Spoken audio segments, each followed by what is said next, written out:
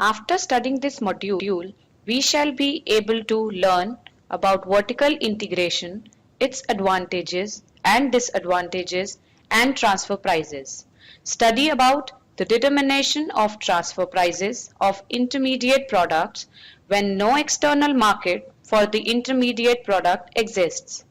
You shall also analyze the determination of transfer prices when an externally competitive and uncompetitive market exists for the intermediate product. There exist vertically integrated firms containing different divisions that produce products used by other divisions to manufacture the final product sold to the consumers. The existence of both upstream and downstream divisions gives rise to the complex problem of establishing profitable relationships amongst these different divisions. This in brief is the problem of transfer pricing, the valuation of intermediate products produced by different divisions of the integrated firms. Let us start our discussion with vertical integration and transfer pricing. With improvements in communication and transportation and diminishing trade barriers, there has been an expansion of markets, which in turn has led to the development of large multinational firms with divisions that sometimes cut across national boundaries. These large corporations or firms are characterized by vertical integration, which is the integration of more than one stage of the production process. It implies that the company controls the end product as well as its component parts. In other words, vertical integration is the degree to which a firm owns its upstream suppliers and its downstream buyers. Businesses are downstream or upstream of each other depending on whether they are nearer to or further away from the final consumer. Early telephone companies are the most typical examples of vertical integration, as these were involved at each step of the value chain, making their own telephone cables, telephone exchange equipment, telephones, and the provision of telephone services. Oil companies such as BP and Shell also exhibit a vertically integrated structure. These companies control every step of the value chain that brings a drop of oil from its origins to the consumer's fuel tank. These companies not only control the drilling and extraction of crude oil, but are involved right from the location of oil deposits to transportation and refining of crude oil and in the final distribution of fuel to consumers via company-owned retail outlets. In today's world, large corporations are characterized by vertical integration, which is the integration of more than one stage of the production process. It implies that the company controls the end product as well as its component parts. The diagram shows an example of vertical integration in the automobile industry for Ford cars. Ford not only manufactures cars but also retail cars. This is forward integration. They also integrated backwards to control the production of tires and steel for car parts. The car manufacturers often have subdivisions involved in manufacturing components such as engines, brakes, axles, heating, cooling system, glass, etc. They also have semi-autonomous units involved in car servicing, denting, repairing, etc. Vertically integrated organizations may be more efficient than the smaller firms operating at a single stage of the production process due to several reasons. These include the scale economies that exist for the large integrated firms, improved supply chain coordination, and capturing of upstream or downstream profit margins. Vertical integration leading to large size firms can cause management and control problems. It is often expensive to implement. The core competencies between different activities are very different, and vertical integration implies that managers are often forced to operate outside their comfort zones. Too much of centralization in policy making could lead to difficulty in implementation of decisions. A practical solution for all these problems is to divide vertically integrated firms into autonomous or semi-autonomous units or divisions with their own products and management, with the management being evaluated on the performance of the unit. For instance, one can have a vertically integrated firm which has semi-autonomous units. These units can deal in raw material, intermediate manufacturing, processing and assembly of final products, distribution and final sale to consumers, and after sales service. All these units are independent and responsible for their allocated functions and profits. At the same time, being a part of the integrated organization leads to improved supply chain coordination and capturing of upstream or downstream profit margins. The transfer price is the value or price placed on the intermediate goods that are transferred within the firms from one semi-autonomous unit to another. Fixation of transfer prices is a complex challenge for large integrated corporations. We study transfer pricing under different conditions: when there is no external market for the intermediate product, and when an external market exists for the intermediate product and is perfectly competitive, and an external imperfectly competitive market for the intermediate product exists. The marginal cost curve of the supplying division is to be treated as a supply curve, which, along with the external or final or downstream divisions demand curve, can be used for determining the optimum amount of input required and its optimal price. The ARDSD is the average revenue or the demand curve of the upstream division. MRDSD is the marginal revenue curve of the final product division. MCDSD and MCUPD are the marginal cost curves of the upstream and downstream divisions respectively. MC is the vertical summation of MCDSD and MCUPD. Simply put, for X units of output, the marginal cost of the upstream and downstream units are MCXDSD and MCXUPD respectively. The combined marginal cost is obtained by summing up these two and is equal to MCX. The firm's optimum output level X is obtained at the point where MRUPD is equal to the combined MC at the point EDSD.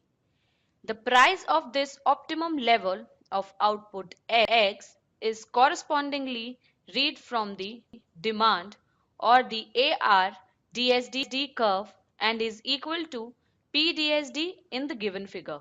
Since X is the optimum level of output of the upstream division, it is also the optimum level of output for the downstream division.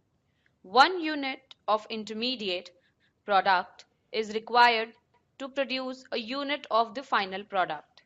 Equilibrium of the downstream is obtained at the point EUPD, producing X units of the intermediate product at the marginal cost of MCX UPD. The transfer price of the intermediate product is equal to MCX UPD, which is nothing but the marginal cost of producing X units of the intermediate product, and is also obtained by setting ARUPD equals to MRUPD equals to MCDSD. Thus, at X units of output, ARUPD equals to MRUPD equals to MCDSD equals to transfer price of the intermediate product. We can also determine the transfer price algebraically. The downstream division's production function is Q equals to QDSD equals to function of KL QUPD. The total revenue of the downstream division is equal to RQ. The downstream division has a total cost of production equals to CDSDQ, excluding the cost of intermediate product QUPD. The upstream division has a total cost of production equal to CUPD QUPD. The management aims for overall profit maximization, hence they want to maximize profits. Thus, from our first order condition, we get MRDSD equals to MCDSD plus MCUPD, which is the point that gives the optimum level of production X in the figure previous slide of the downstream division. Further, since a unit of the intermediate product of the upstream division is required to produce a unit of the final product of the downstream division, this implies X is the optimum level of production of the upstream division as well. What is the optimum level of transfer price to be charged? For the upstream division, the divisional profits are equal to, since price for the upstream division is fixed, profit maximization would imply that transfer price equal the marginal cost of the upstream division, a condition satisfied by the point EUPD in the above figure previous slide. Hence, overall profit maximization of the integrated firm would imply that marginal cost of the upstream division equal the transfer price of the intermediate product.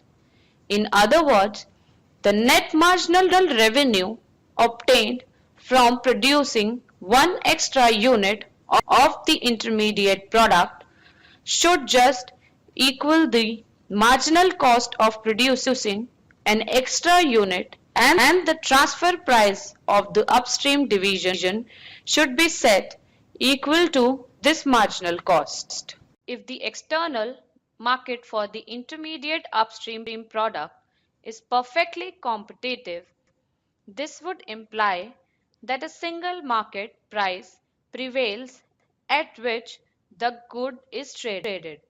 For optimal behavior, the equilibrium amount of the upstream intermediate product would be determined where the marginal cost of the upstream division is equal to the given market price as shown in the figure.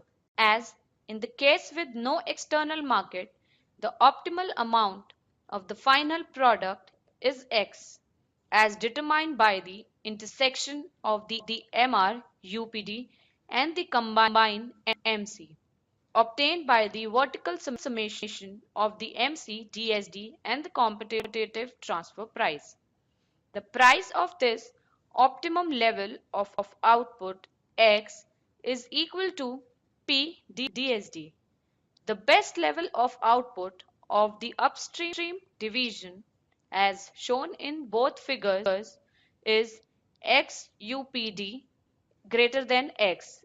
In this case, X is the amount of intermediate product sold internally to the downstream division, and the difference X UPD minus X is the amount of the upstream intermediate product sold in the external market. The downstream division will not pay more than the competitive external price PUPD for the intermediate product, and the upstream division will not accept a price lower than PUPD for its sales to the downstream division. Hence, with a perfectly competitive external market for the upstream intermediate product, the transfer price at which the intermediate product is internally traded is equal to the external competitive price. We now consider the case when the external market of the upstream intermediate product is imperfectly competitive, with the upstream division operating as a monopolist in the internal and external markets of the intermediate product. The aim of the management of the integrated firm is to fix a transfer price that maximizes the overall profits of the integrated firm.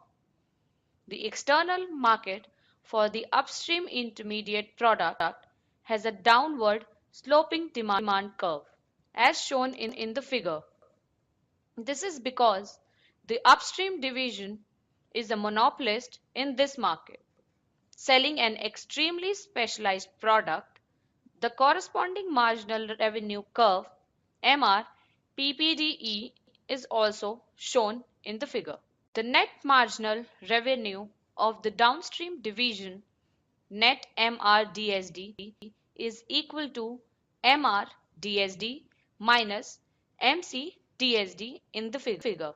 MRUPD is the horizontal summation of the net MRDSD and MRUPDE.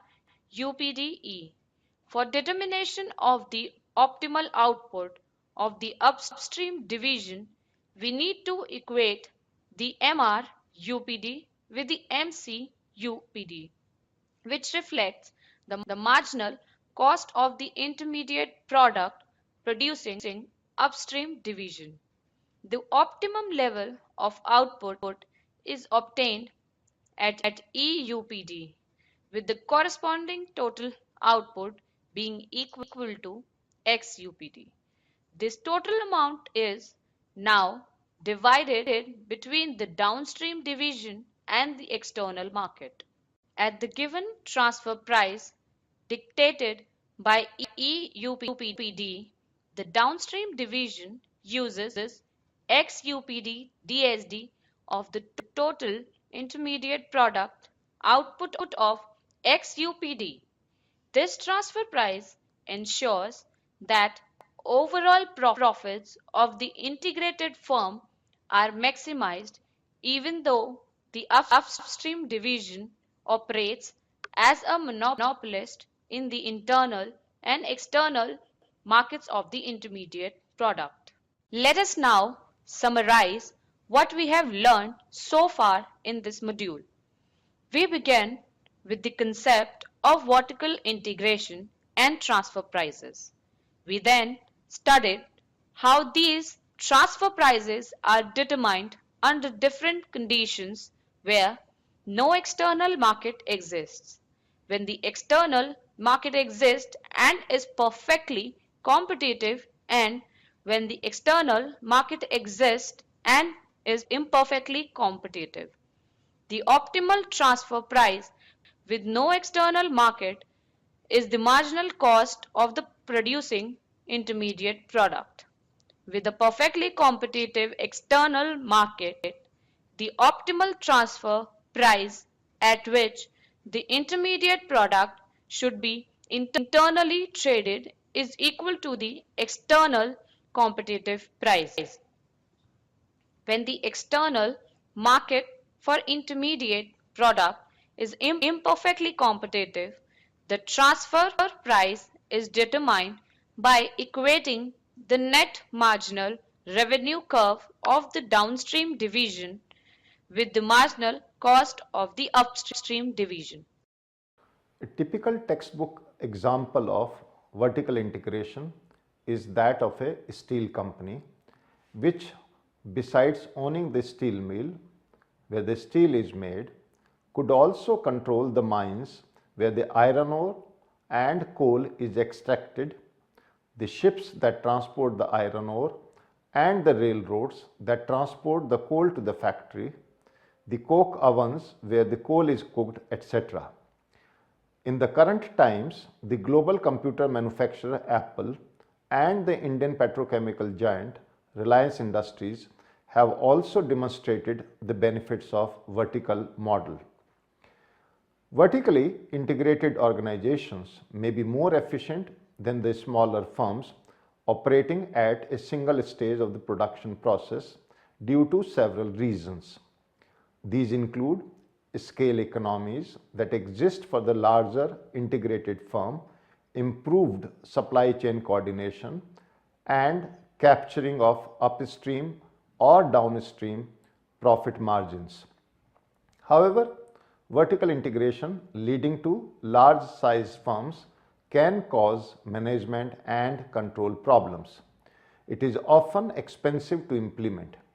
The core competencies between different activities are very different, and vertical integration implies that managers are often forced to operate outside their comfort zones.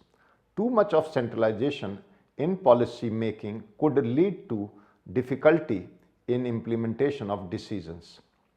A practical solution is to divide vertically integrated firms into autonomous or semi-autonomous units or divisions with their own products and management, with the management being evaluated on the performance of the unit. However, a general principle of evaluation of performance is the profit earned by the unit, which in turn would depend on the price of its product. In an integrated firm with different divisions, transfer pricing is of crucial importance. The transfer price is the value or price placed on these intermediate goods that are transferred within firms from one unit to another. The fixation of appropriate prices for the transaction of goods and services among the several divisions is a complex challenge for these large integrated corporations. Since the product in question is an intermediate one, a high price would increase the profits of the division producing it, while a lower price would imply that the profits at the later stages of production are greater. An incorrect price for an intermediate good would affect the overall profitability of the integrated firm. For instance, if individual divisions maximize individual profits, the total profit of the integrated firm would be reduced. It is imperative that prices of the intermediate products be set by the top management so as to maximize the overall profits of the integrated firm rather than individual divisional profits. Also, the price of the intermediate product would determine the quantities of output produced by all divisions and thus affect the outcome of the entire integrated firm. Transfer pricing is thus of crucial importance to ensure the smooth functioning of the different divisions as well as to create the efficiency of the integrated firm as a whole. The intermediate goods that are transferred within the firms from one unit to another. The fixation of appropriate prices for the transaction of goods and services among the several divisions is a complex challenge for these large integrated corporations. We have also learned that the optimal transfer price for an intermediate product with no external market is the marginal cost of producing the intermediate product. We have also learned that a perfectly competitive external market for the upstream intermediate product, the optimal transfer price at which the intermediate product should be internally traded is equal to the external competitive price. When the external market for intermediate product is imperfectly competitive, the transfer price is determined by equating the net marginal revenue curve of the downstream division with the marginal cost of the upstream division. This transfer price then determines the optimal level of the total output of the intermediate product to be produced and its distribution internally and externally.